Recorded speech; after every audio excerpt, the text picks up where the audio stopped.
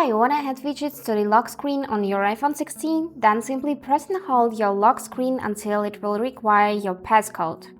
Just like that. Enter the passcode and now we can edit the lock screen. So select the button Customize, select our lock screen, and now you can see this option to add widgets. Simply tap on it and here you would see which type of widgets we can add.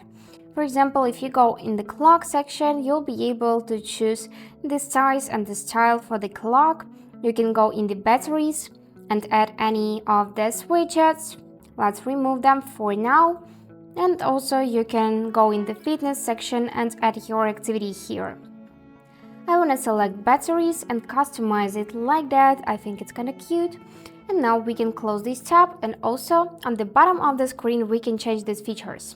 So for now, from the lock screen I can open camera and flashlight, but let's replace flashlight with something else. So just tap on the plus and you'll see here many options for the controls. For example, we can add the voice memo. Just tap it like that and it will be replaced with the voice memo.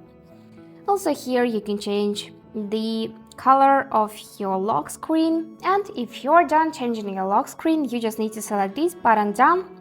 And that's it. So I hope this video was helpful for you and thank you for watching.